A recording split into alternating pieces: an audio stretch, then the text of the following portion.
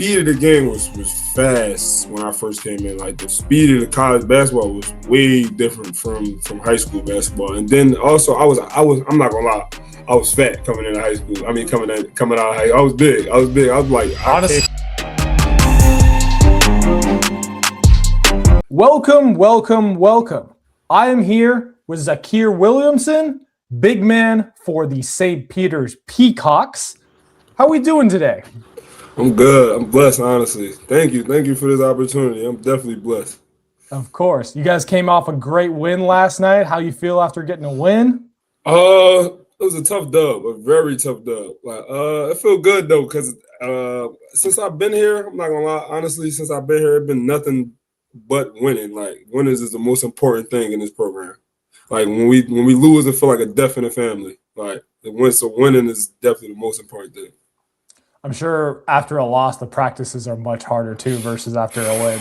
Oh my God! Don't tell me about it. It's you get two different sides of coach. Honestly, like you wouldn't even expect it, and it's so crazy. It's so crazy. Hey, you got a good win. Now you move on to the next. Literally, that's literally what he told us today in film. He literally said that today. Like, we can't even dwell on it, especially like we calling it the gauntlet, but the games we got in a row, it makes sense. Like we literally played 3 games in the next 5 days, so it's he's usually big on not to dwell on like the next loss. Like he'll bring up the next loss, but he's really big on just like staying in the moment, being where your feet are. A lot of recovery, I'm sure, over the next 5 days, and a lot of more mental prep than physical, probably. Yes, a lot of more. Like we literally, me and a couple of guys literally just had cryo. So yeah. So we're gonna start things off with a question from the last basketball player I interviewed. Last interview I had was with Larry Hughes II of Cal State Northridge. He wants to know, what is your go-to hype-up song before a game? What's your go-to artist, go-to song in general? That's a great question. Honestly, as of this year, and I'm gonna say this as of this year, before it was any like rap music, get me amped up, any type of G Herbo, Little Durk, stuff like that. But as of this year, it's been R&B, like old school R&B. I guess because I don't know, I would say I'm getting older or something. But I think that seems to like calm the nerves down before the game. Like It doesn't have me too jittery before the game. So like a lot of SWV, a lot of what was I listening to the other day? I was listening to 112 Cupid. I was listening to John B. It was a lot of different like Jay-Z. A lot of old school Jay-Z. Like Imaginary Players right now is probably like my song. Now, before last night's game, you were on a nice little streak on your own, having double digits in every game. What were you listening to those games that make you score in double digits? Literally, it's the same thing. Like the same thing. There you go. Literally the same thing. Like I said, I'm an oldies guy, and I think that's because I grew up like around my mom, my grandparents, kind of, and like an upbringing like that. So usually like on Sundays and stuff like that, or maybe just like a Friday evening, it's just playing older music. I guess that just kind of stuck to me as I got older. So I think nothing wrong with an old soul. Do you feel me? So it's just like, other than that, I would try to sneak in like a hype song like right before I go on the court to try to like get me back. Okay, now it's game time.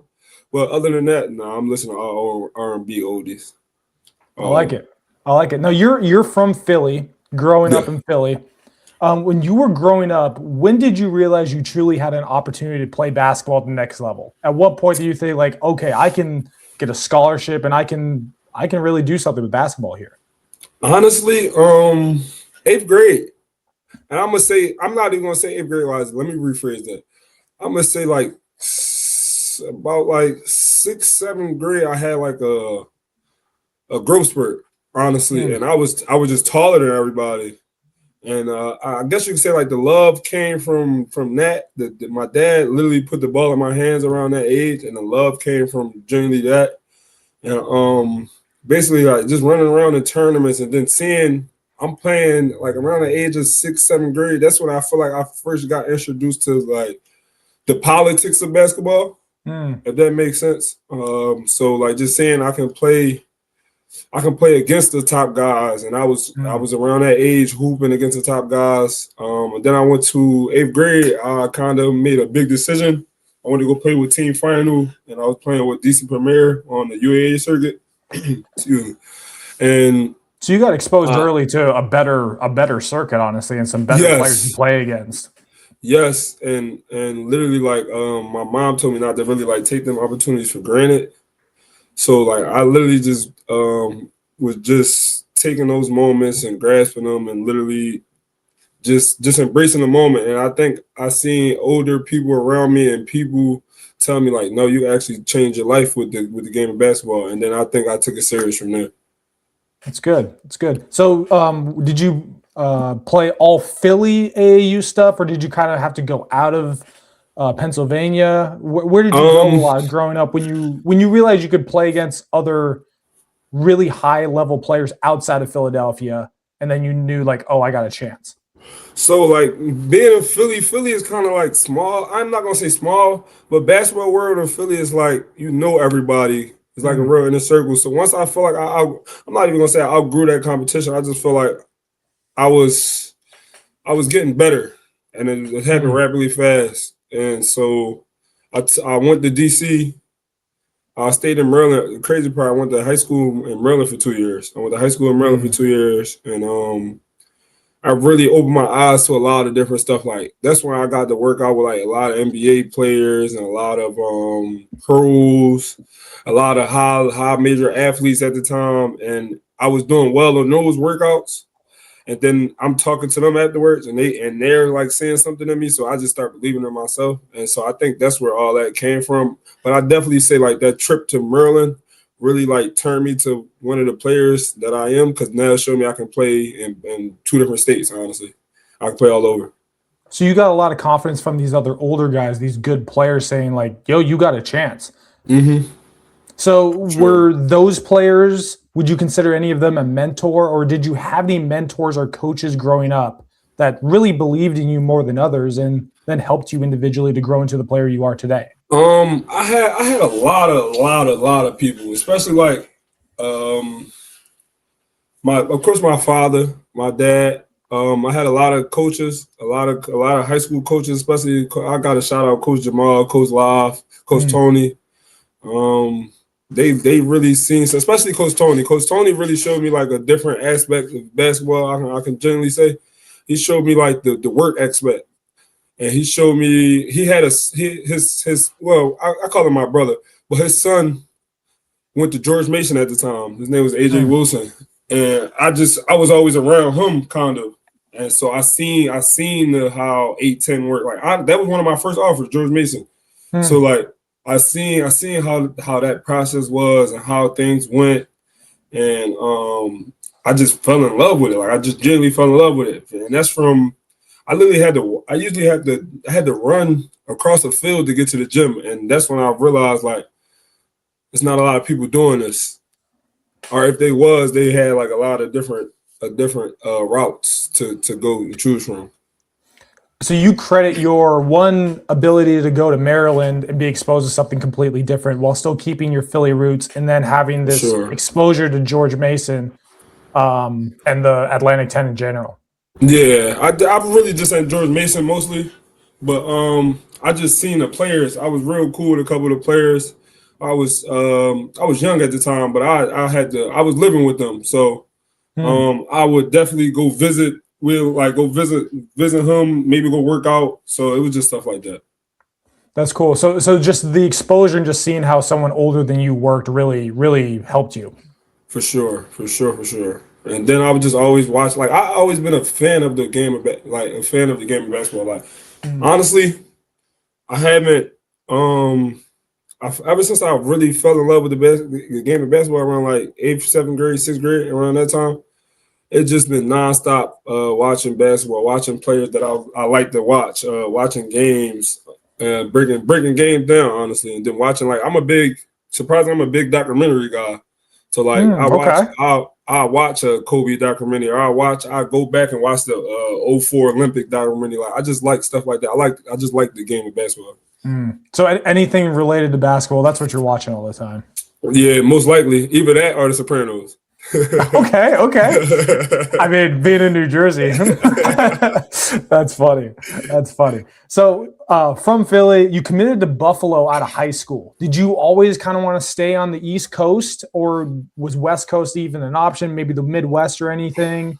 Or was it always the East Coast for you? It was kind of a mix, like coming out of high school, and which I can say like the process, because the process for me was kind of different. So growing up around that time, I didn't have an AAU summer.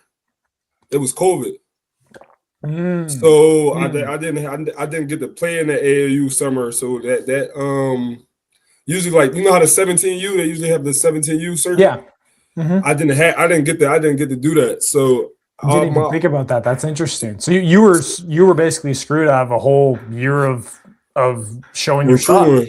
Yeah, recruitment. So after that happened, all of my offers kind of like, I'm not rephrase this. All my interests kind of like died down, and that's because we generally couldn't play. And I wasn't mad. Yeah, I wasn't mad at it. So I had workouts here and there, and you know, back around that time it was a lot of digital, so like a lot of film. So it got my coaches out, and I can honestly say like I wasn't really recruited by any West Coast schools. So like Midwest, I can definitely say I got a couple Chicago schools and Detroit schools definitely reached out, but I was never highly recruited by like the West Coast programs and stuff like that. So that's why I never really genuinely looked at it. Makes sense, especially during COVID. I feel like the geography of the United States probably took it even more of an effect because you could only recruit more locally versus going out west. No, that's definitely, and that's honestly because, like I said, it was COVID. Everybody was scared. The pandemic had everybody scared. Excuse me, everybody scared, and the recruitment was just very shaky. So, staying on the East Coast, you played against players on the East Coast your whole life. Obviously, now being in college, you've obviously played on against West Coast players. What kind of things are different that you've noticed from East Coast players to West Coast players? And I know you're biased, but which type of player is better? Honestly, it's crazy. It's actually crazy to say that. I honestly think like our games are completely different. I feel like East Coast, we have a little. I'm not even gonna judge. I think it's some skilled guys on the East Coast for sure.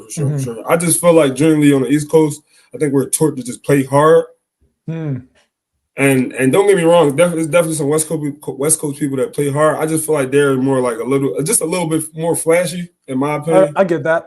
I grew up in West Coast basketball, so I definitely see what you're saying. Yeah. So honestly, that's all it generally is. I feel like they're a little bit more flashy, but I also feel like skill wise, I feel like we can match up pretty evenly skill wise, and then like the natural play hard. I feel like they'll play hard, but they'll play hard for a reason, if that makes sense. Like the game, it had to be a competitive game, or like they're not playing hard down 20, or they're not playing hard down 15 or something like that. They maybe think the game over. But honestly, I just think it's more of a flashiness in the West Coast. That's fair. That's fair. I would agree with that. Now, when you adjusted and came into college basketball and committed to Buffalo, what was the biggest adjustments for you for campus-wise, school-wise, and basketball-wise? Honestly, that's a great question. And I feel like it's different for everybody, but I know for me personally, the speed of the game was fast when I first came in. Like the speed of the college basketball was way different from high school basketball. And then also I'm not gonna lie, I was fat coming into high school. I mean, coming out of high school, I was big. I was like, honesty is never a bad thing. Honesty is never a bad thing. I came into school like probably about 280 almost, and I didn't know that actually can wear and tear on your body as much as in high school. In high school, I kind of got away with it. I was a bigger body, you can move people, push people. But here, I feel like you kind of got to keep your mass for sure. But you also have to build the win here. Like you have to build a pace that you're I ain't gonna say comfortable with it, but you have to get your body adjusted to a certain pace that college basketball takes, especially like the wear and tear after a game. After a game doesn't compare to after a high school game. For sure, for sure. Especially you got like a back-to-back or 2 games of 3 games. Oh, it's brutal. It's brutal. It's so brutal. Especially like the worst, honestly, is the tournaments. The tournaments where you got you literally might play at 7 o'clock this day. If you lose, you might play at 1 o'clock the next day. The tournaments is brutal for sure. Yeah, during feast week, and then as you get into the conference tournament in March, and then hopefully the NCAA tournament. Yep, and it's crazy because we talk about that all the time. Like we talk about that we have to win 3 games in a row to go to the tournament. So it's like you always had that in the back of our mind, honestly. The testament to you then for coming in that big and really worked your butt off, obviously, and got yourself in better shape. Sure. Developed a nice motor, which you can see on film. So good for you. Congratulations to you for that. Appreciate that. Thank you. Now, if you were a player talking to a high school kid right now, you're a product of the transfer portal, you're a product of 2 different schools. Would you give the advice of going to a JUCO route, getting just the best program possible? What advice would you give to high school kids out there going through a completely different process of how it is now versus 6-7 years ago? Yeah, for sure. Me personally, I would just say go where you want it.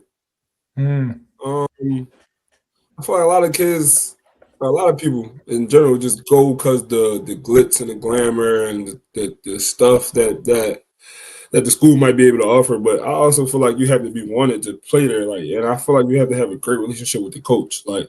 If you're a coach, if you don't have like a great personal one-on-one relationship with the coach where you can go talk to the coach about anything, or you can actually ask the coach to go have a sit down and talk about like, okay, what am I doing wrong? What I gotta actually do to fix it?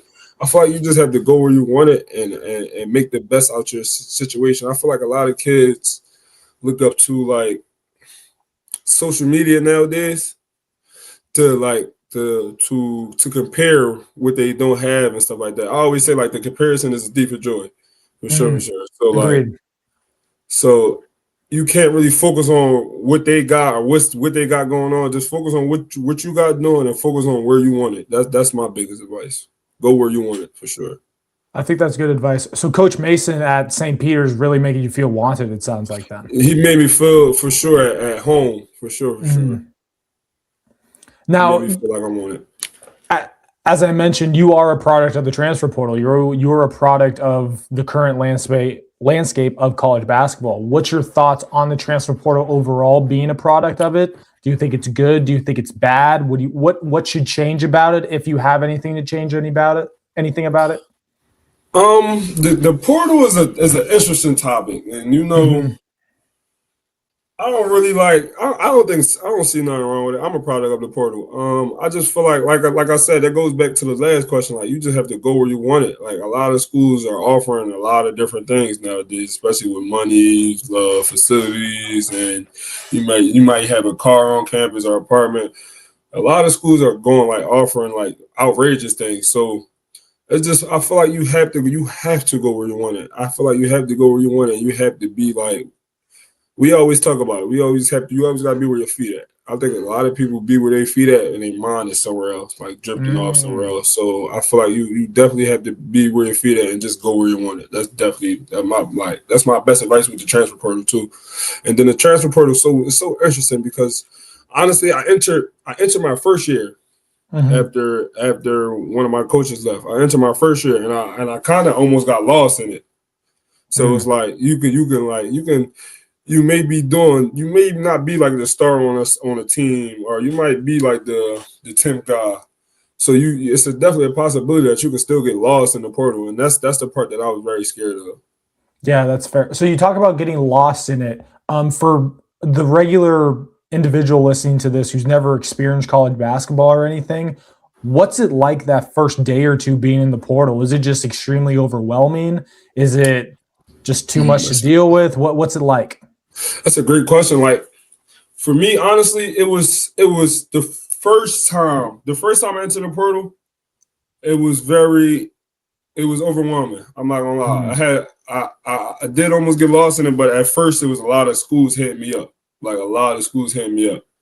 And then the second time I entered the portal, it was a lot different at first. A lot of schools didn't hit me up at first.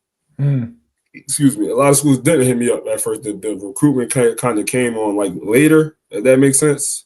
So like I might have entered on like a Monday. Like coaches didn't really start hitting me up till like that Wednesday or that Thursday. So I got scared on that part too. So just being like I said, it just that's why I kind of came here, because they just when we did have a talk, they kind of set out their plan for me, and then they showed me the steps to actually, like, how do I put this? To actually, like, they felt you could be successful there versus somewhere else. Yes. So being first time you were in the MAAC conference the first time in Buffalo, now in the MAAC, I guess you could call it. What's the biggest difference between those two conferences, competition wise, travel wise, teammates wise, and anything that you can give that's the biggest difference or similarities too? The biggest, the similarities is definitely the play. The speed of play, ain't changed for sure. The difference is a lot of differences now. It's a lot of differences because in the MAAC we played on Tuesdays and Saturdays. Yep, Tuesdays and Saturdays. In the other MAAC, now we might have a game on Friday and Sunday, so that's more of like a quick turnaround. And the travel is way different. You know, around like there are a lot of quick trips in this MAAC. There's a lot of like hour down the street, 2 hours down here. I think like the farthest team in our conference really like Canisius and Niagara, and that's because they all in Buffalo. But other than that, I feel like every school is very, very reachable, and definitely like the physicality of the league. I was very surprised last year. Like, I'm not gonna lie, I was kind of like flabbergasted that I came into this league and I kind of thought like I was higher. I'm like, okay, cool.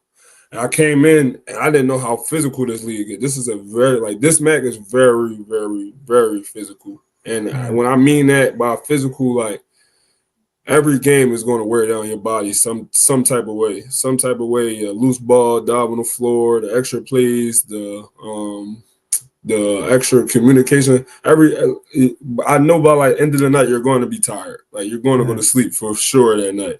And with the MAAC, it was a lot more skill. And it's crazy I say this because I have a teammate from last year and he transferred to Ball State. And I was Indiana.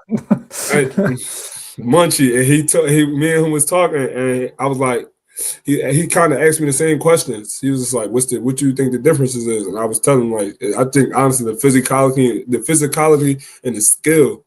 The skill, I feel like they're a little bit more skilled for sure. In that MAAC, but over here is just a lot more physical. Like it's a grind. It's definitely a grind.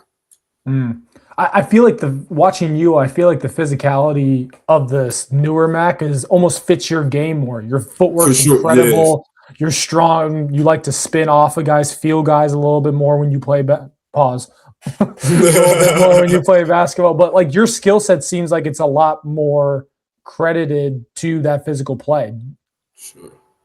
For sure, and it's definitely that. It's definitely like I'm more of a physical guy, which I can mix in. I can mix in the finesse, of course. But if I can bully you, I'm going to bully you for sure. Like that's. I feel like that's a lost art in basketball. Honestly, like I feel like a lot of people don't take advantages of mismatches no more, and I feel like I feel like in the game of basketball, I feel like that's the only way you can actually like help your team in different scenarios. If I have a smaller post on me, why not take it to the post? And if I got a bigger post on me, why not face up and take him to the rim? So I feel like it's just different reads definitely, but also it's just knowing your game. Like that's been my game since I was young. I've been in like a physical post with a little bit of finesse. I can step out, inside out guy for sure. So I think the thing that really stands out with your play is your face-up game in the pinch post area and your footwork out of it, whether it be a spin, whether it just be a simple drop step, it's a lost art in basketball. Honestly, you're keeping it alive. You're keeping it alive. It's cool. It's cool to see. Did you pick that footwork up? Like, did you learn it from your dad? Did you learn it from one of your coaches back in Philly or Maryland? Where'd you learn this old school style? Honestly, it's crazy. You're about to laugh too. I grew up playing soccer. Okay. I grew up playing soccer. Like my dad had put me in soccer, but like honestly, this is how I went. I played soccer probably up until about like third grade, probably third, fourth grade. Then I told my dad, of course, I don't like soccer no more. Yeah. So he put me in football. I was actually really good at football, but I couldn't do the cold weather. The cold weather sucks. So I got into basketball, and then just God willingly, I had a growth spurt. So it was just like boom. And then everything starts to fit in. And honestly, it was just the soccer. And I think I watch a lot of film, like some guys that I watch that a lot of people don't watch. Like I still go watch Paul Millsap. Like a lot of people won't go watch Paul Millsap. That's a good poll. Footwork wise too. That is a good poll.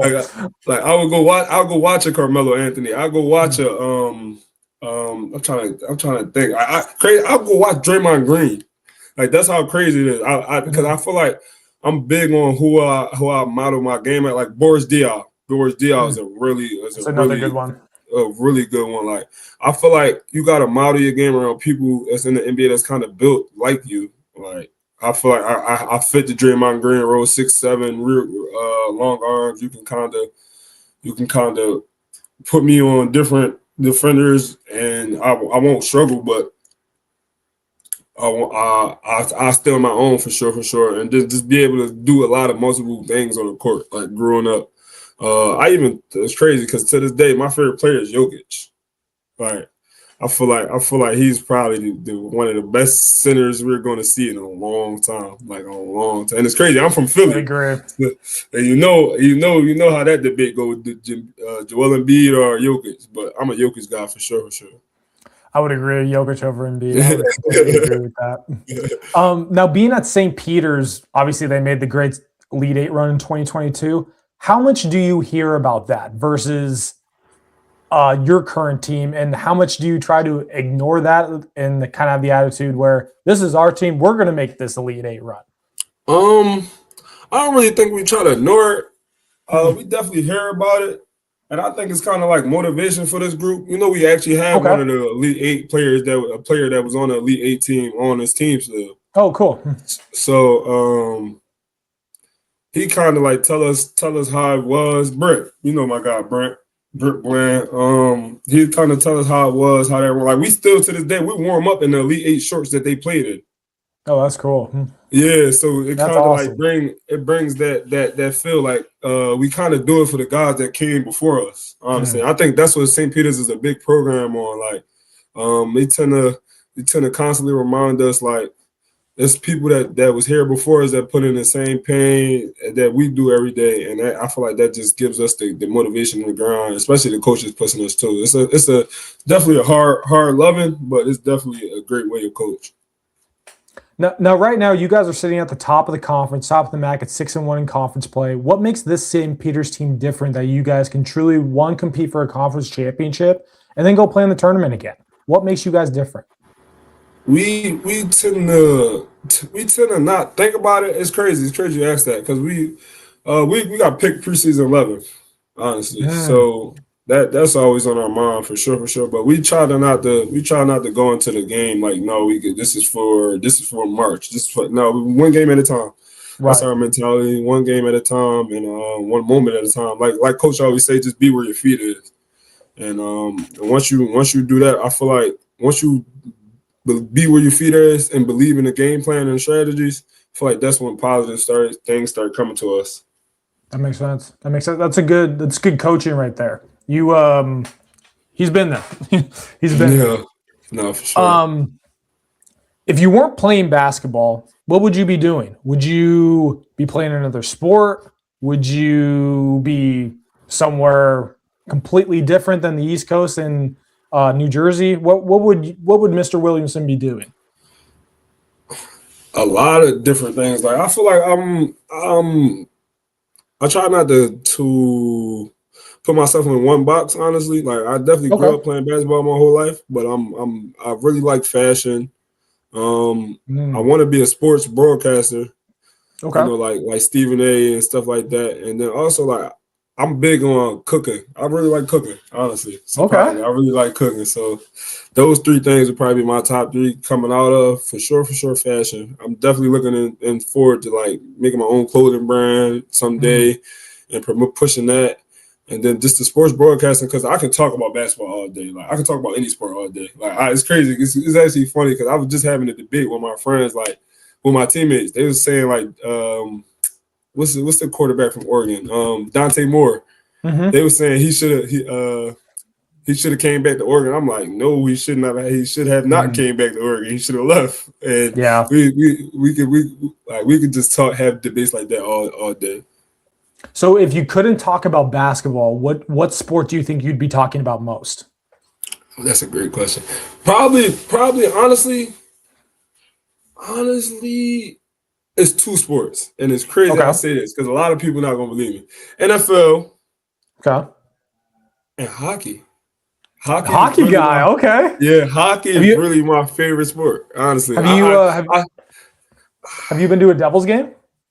I haven't, but I've been to a Sabres game. Game. I haven't. I've actually been trying to get to a Devils game, but I've been to a Sabres game, and I went. It's nothing like watching a hockey game in person. Nothing. It's nothing like watching a hockey game in person. Like the atmosphere is different. I thought like I've been to a lot of arenas, playing basketball, traveling, but I went to the Key Beach Stadium. And now, oh my God, the Key Bing Center, and that was so beautiful. Like that was probably the most fun I had watching like a live sports. It was just so fun, especially the fans. I think fans is what really make hockey.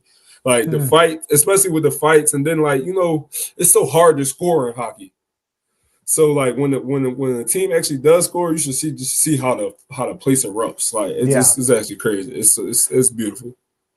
I would completely agree. I think hockey is arguably the most fun sport to watch because live it's completely different than watching on TV. Watching college football and watching the NFL, I think are similar. Obviously, you notice different things. I think watching basketball is a little bit different because you notice completely different things. But hockey is a night and day difference of the things you watch on TV versus in for sure. Because honestly, like I was watching it on TV, and it's eventually like your eyes will get tired of like tracking the puck. And when you're watching it on TV, but in a game, the puck just seems so much bigger. Like the puck just seemed like huge. Like I feel like I can just see it every time like somebody hit it. So it was just different. It was beautiful. To this day, I definitely have to get to a Devils game. It's they're a ton of fun. I think it's one of those things that no one really knows about either. I said that like even one of my teammates at he played with the Nuggets now too. One of my teammates at Buffalo, Curtis Jones. Me and him, we stay in communication. We always talk about going to a Stanley Cup. Like that's me and his goal. Like we plan on going to a Stanley Cup together. Yeah, for sure. That's cool. So if you were the commissioner of college basketball or the NCAA in general, and you have a magic wand, what's the one thing you think needs to be changed about college basketball? You can do anything you want. Money's not a thing or anything. You don't have the politics involved in college basketball. What do you think needs to change? Honestly, that's a great question. I feel like every conference should at least have 3 teams, or at least 2 teams. Like at least the top 2 teams should go to the tournament. And I feel like we should make the tournament. We should make the tournament bigger. Because I feel like so you're in the boat of expanding it. Yes, for sure. I feel like you have to give opportunities to. I'm not going to like for sure. You definitely got reward winning. But you can't a lot of these teams have like a lot of good regular season success, and then like you may just have a bad game in the conference tournament, and then you might just get sent home, and you won't really truly know how good a team actually could be, unless they actually was to play like a high major school and maybe shock the world, like us, like us in the Elite 8 run. So you truly wouldn't know unless the team actually is in there. So I just feel like you should expand. I definitely feel like you should expand and just I feel like that would make the game more fun too. I feel like a lot more fans would be like interested because I feel like the lower schools like us or like a lower school like trying to think Brian or something like that. Like their fan base would be interested if they were like actually good and then they made the tournament stuff like that. So I just feel like you should expand it. and just give more schools more chances. Would you be in the boat of maybe the regular season conference champion make it and then still play the conference tournament and then a second team, if it's a different team of the conference champion tournament, they would make it too? I actually I wouldn't mind that. I would definitely mind that because then that's kind of because you're still rewarding winning. Yeah, at the end of the day, like, I'm a big guy. I'm important. Like I think winning is one of the most important things. Excuse me. I think winning is one of the most important things. So I just think you have to reward. You have to reward that, honestly. And if a team can go 15-1 in the regular season, I feel like you should definitely reward that. Because teams have bad games for sure. Teams have bad Everyone games. does. Everyone does. So it's just like you can't really not reward that. Maybe that game it just wasn't hitting right, or maybe shots just wasn't falling. So that's how I think. I honestly think that should go. I like that idea. I like it. Now, you said you watch a lot of Draymond Green. You said you watch a lot of Jokić, old school Paul Millsap. If you were playing a game against a player one-on-one, who do you wish you could play against, and what would the score be? That's a great question. I honestly probably have to say the King. I definitely want to guard him. I'm lying. You don't want to guard LeBron? No, for sure, LeBron. I would definitely want to guard LeBron. You know who wouldn't want to guard LeBron? I feel like that's like everybody. Welcome to NBA moment. They be like, I was guarding LeBron. But probably LeBron, KD, and I would like to guard Wemby. I just like to see. I like to see how I know he's 7'4" and really skilled. I just like to see how you match up against guys like that. So if you're playing Wemby one-on-one, give me a score 2-11 one-on-one. I gotta respect Wemby. Wemby. So I'm gonna say first. I'm gonna say 11-9 me. Okay. I like the confidence. I can respect the confidence. I can respect the confidence. I like it. One of our final questions here. Who is your biggest inspiration in your life? Is it a former coach? Is it a current coach? The guy who you wake up every day is like, that's the guy I want to be with. That's the guy I want to be when I get older. I really want to say though, it's a look up to anybody for sure. I definitely got people I respect, for sure. I think it's like just the daily motivation of knowing like where I come from, what I've been through. Also, like the people I know, I got looking up to me. I got a little sister. My mom really look up to me. I got a little brother that's playing basketball right now. So just stuff like that, honestly, and just knowing the people around me. I know I got a lot of family members who tragically ain't here today and stuff like that. But I just know that they're always on my conscience. So I know I got to do it for them. Good for you. Family's always a great thing to have. Good for you. Sure. What does life look like for you after basketball? Maybe you play professionally a little bit, and after basketball is completely done, what would your life hope to be? What does it look like for you? Honestly, it's just more so. I definitely want to play professionally for sure. That's definitely the goal. I feel like that's everybody's goal. If you play basketball, right. you didn't want to work this hard not to get a chance to play professionally. But over time, life. This is life, but honestly, I would love to play professionally and then try to build off that. Like I said, going to the sports broadcasting a little bit, maybe even get into coaching. I think I'd be a great coach one day. I know a lot of the X's and O's. I kind of know what it takes. So even getting into that, I wouldn't be surprised. I like it. Well, we have a tradition on this interview series. Your question was asked by Larry Hughes II of Cal State Northridge. What is your go-to hype song? What would a question be to ask the next individual that I interview? What would your question be to that person? That's a good question. I would probably ask them, what mindset do they have coming into games? Like, because different people, it's different approaches to different games. So you might have a certain game that you like, no, I got to do this certain X, Y, and Z. Or you might have a game like, no, I'm coming in here to kill. So, like, just ask them, like, what kind of mindset or like what kind of mindset or what helps you get into that mindset when you're about to go play. I like that. Anything else for the people listening? What would you like to leave things on? I just like to leave things on, you know, just be yourself, honestly.